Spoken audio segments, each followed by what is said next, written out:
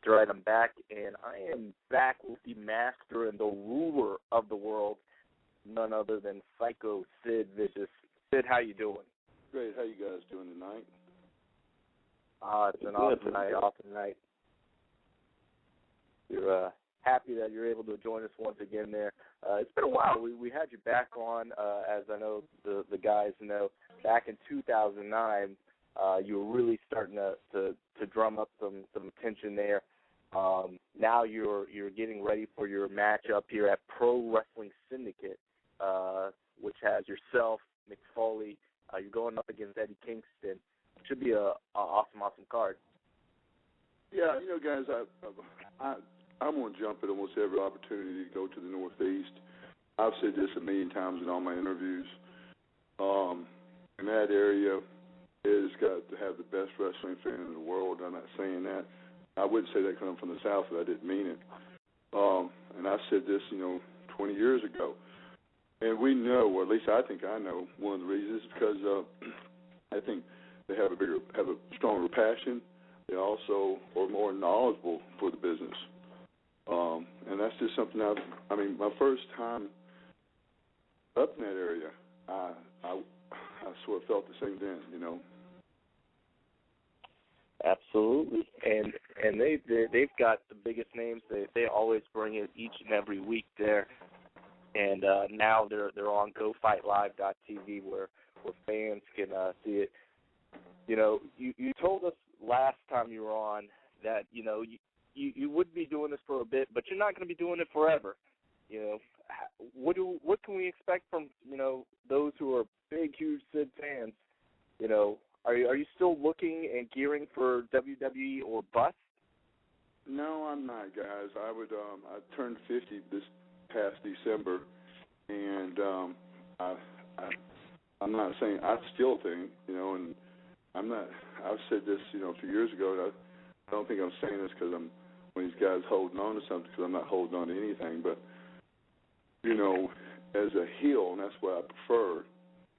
I know I offer as much as anybody in the business. Now, people say, well, there's not heels and baby faces anymore. And that's not true. And we'll see examples of that all the time where, they're distinctively one side or the other. But no, I don't know if I've the last few years have gone into some movies. I've filmed a documentary that's going to start showing up in Maine called The Promotion. It was first called F is for Fun. A lot of people weren't getting the title, so I changed it, did some re-editing of it. It's just a 15-minute short. It's going to start for another documentary called The Canvas Man, a guy named Robbie Ellis. I don't know if you guys are familiar with him. I'm not. No. But me neither. I have. You guys know him? No. Name doesn't strike a bell. Well, he's from the state of Maine, and I heard anyone that really was familiar with him either until 2 weeks ago. I was in Boston, and this past weekend I was in Boston for different promotions.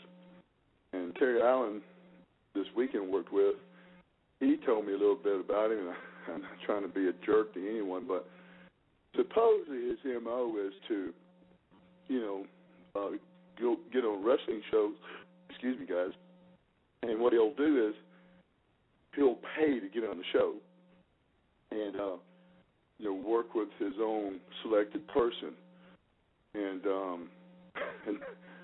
that, to me, is sort of weird to start with. But there was a guy, and you guys might remember his name, that years and years ago, someone told me his name, I'm just not familiar with it.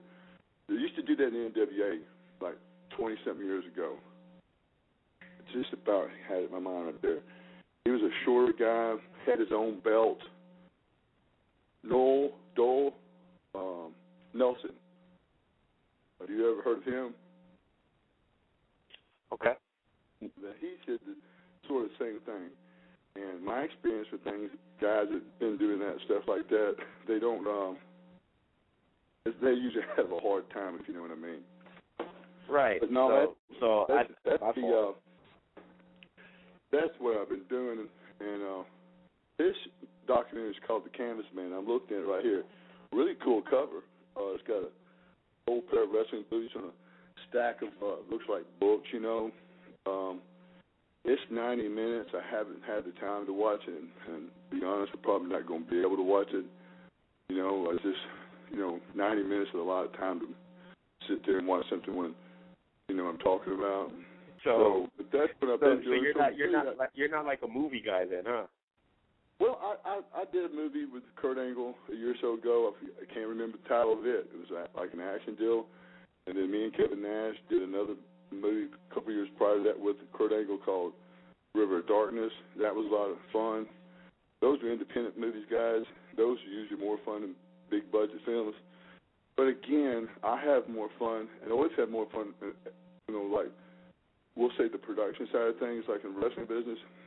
It's been really easy for me to get over.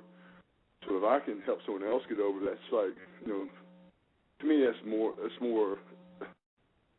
a challenge. Right on, getting some, and I've seen the clips there for the Death from Above. I don't know if that was the one you were referencing. That's it. Thank you. Right, and then all the makeup. How long for the was it the River of Darkness that you were monster? Yep. River of Darkness, and now the makeup thing that was time consuming, but I thought it was, in my opinion, was one of the coolest things I've done in a long time. And as far as the movie stuff. We had the contacts, and stuff like that. And I'm so bad with names. The gentleman that also was in the makeup, he was supposedly in the Mothman Prophecies. Right. Now the thing I've talked to people about, and the thing I sort of enjoyed the most was another gentleman in it. I'm so bad with names. He was in the scene where he was in a boat, and the three of us killed him. He was the original zombie in the Night of the Living Dead. When I say the original zombie, it was like the first zombie in that movie. And are you guys familiar with that movie? Yeah, I haven't seen any of those throwbacks. Well, it is like the first zombie movie of all zombie movies. And it's really controversial, too. There's one part in there. Well, in the movie, and it's black and white. They say how old it is. Mm-hmm. Really the big time baby face in the movie was a black guy, and there's nothing wrong with that. But in those days, for a black man to slap a white woman, that was sort of controversial. And when she was freaking out, he was trying to bring her to her senses, but still, that's something they talk about.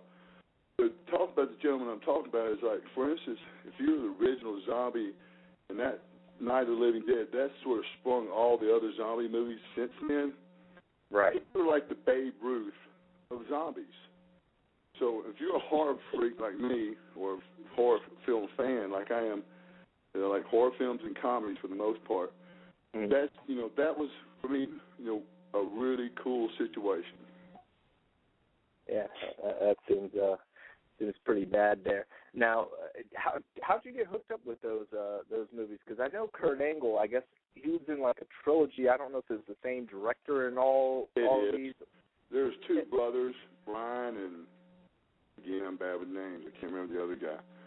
But I think it's the name of the company is Green Apple Entertainment. I had the literature in front of me the other day, and I can't find it right now. But they're really nice guys, and I'm telling you too, for independent films, and I've done a few of them, seen a bunch of them. It was some of the guys in film. I know this is going to bore y'all, but casting and location to me are really important. Mm-hmm. And that's something they had. They had some star powers, Kurt, myself, and Kevin. And then you can't get any more star power than the original zombie of Night of the Living Dead and the Mothman Prophecy guy. Right. The casting was great, and the location was good. They had some really cool stuff, So, and now they had a little smaller part in the other one with Kurt. Again, I thought that was pretty good. I don't know about the casting. It was just me and Kurt that I sort of remember, but they had some really cool stuff in like a monster truck, really cool race cars that you would see like the Fast and the Furious, things like that. So those guys, Brian and his brother, really, again on the independent circuit, really do some good stuff. Yeah, and speaking of the independent circuit, is your son, he's still out there doing the humongous gimmick? No. No, that's been a question that's been asked to me a lot. Uh-huh. The thing was this, guys. When I did the documentary called The Promotion, we remember the movie The Wrestler, right? Right.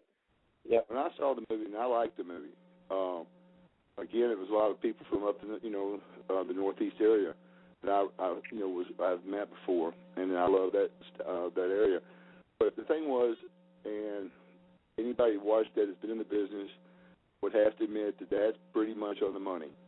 That a lot of things that go on in the dressing room, and it goes on in the business. But on the other hand, it also sprung an idea for me to go the other way. And what F is for Fun was the first name of the title I had for me to read. F is for Fun. I said that because there is no cussing. There's no cussing in your music. It's a little wrestling promotion, Osceola, Arkansas, that, again, the fans from 8 to 80, and that's what the business used to be like. And we got to interview, little girls from 8 years old to, again, women 80 years old.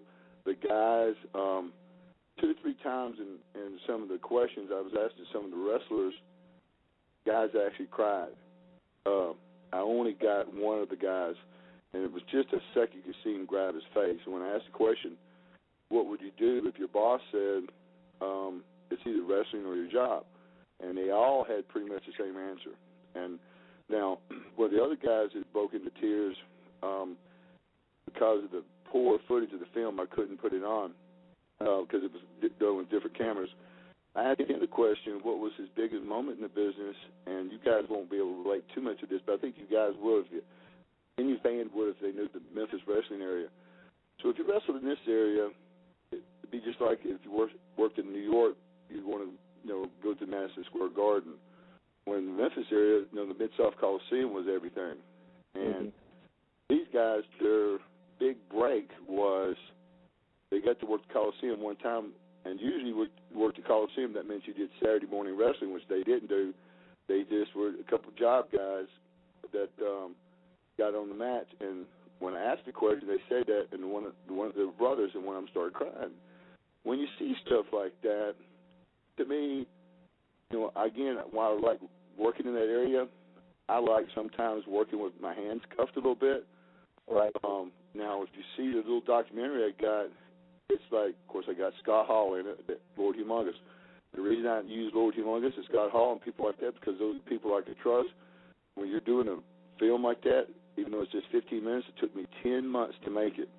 And that was every Friday and Saturday night. And I know when you edit something like that, that's, I wouldn't have put one more minute into it, or I wouldn't have taken away a minute. But to answer your question, I'm sorry, was Lord Humongous, again, I did that character, gave me a chance to be face-to-face that character. In one little clip in that documentary, we both were Lord Humongous in identical costumes. When I faced off against Lord Humongous, only the people that knew me and do that would understand that message. And, again, I had to get people that I could trust, and he only did that for that reason, and he's not in the wrestling business. Oh, interesting. That's taking a whole life of his own. And the thing is, guys, and I'm not putting him over because of my kid, he's a big kid. He's a little bit bigger than I am. When he was filming that, he was 15. He's a couple inches taller than me, about 30 pounds heavier. But the thing is, he's a real quiet kid and unassuming, but he picked on to this faster than anyone I've ever seen. And you can ask Scott Hall, ask any of the guys that ever met him. And I think it's because of his demeanor. He doesn't get excited. You can't rattle him. But I tell you what was pretty cool about it, though, because I ribbed him. One of the first few weeks, I got him to never take off the hockey mask. And when he's wearing all that black in that hockey mask, people were scared of him. But when he finally sparked up to it, he took it off, and people were like, it was like that Master Blaster thing when they took the thing off, and he's not retarded. But it was just a big baby, just a big baby. Right.